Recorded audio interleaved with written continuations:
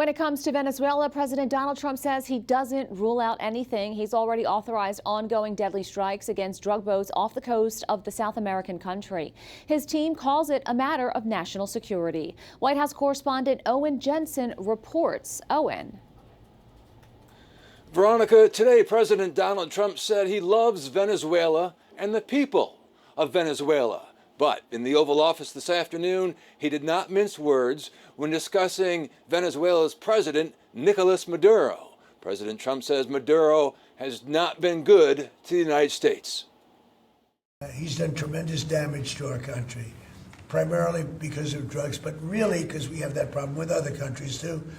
But more than any other country, the release of prisoners into our country has been a disaster. The U.S. State Department designates a group tied to Venezuelan President Nicolas Maduro as a foreign terrorist organization. The State Department says Cartel de los Soles, or Cartel of the Suns, is one of the groups responsible for terrorist violence throughout our hemisphere, as well as for trafficking drugs into the United States and Europe.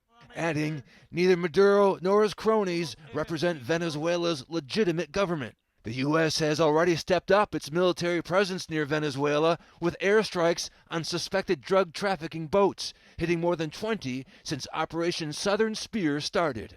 We have almost no drugs coming into our country by the sea, by the waterways. Colombia has cocaine factories where they make cocaine. Would I knock out those factories? I would be proud to do it personally. I didn't say I'm doing it, but I would be proud to do it. U.S. Southern Command says the Gerald R. Ford Carrier Strike Group has entered the Caribbean Sea to support the president's directive to dismantle transnational criminal organizations and counter narco-terrorism. Maduro earlier said the U.S. is fabricating a war against him. El gobierno de Trinidad y Tobago. In a speech to supporters, Maduro criticizes Trinidad and Tobago, the island nation close to Venezuela holding joint exercises with the U.S. military. Maduro denouncing the drills as irresponsible. President Trump also said today it would be okay with him to launch strikes in Mexico if it was to stop drugs. He said he's not happy with Mexico.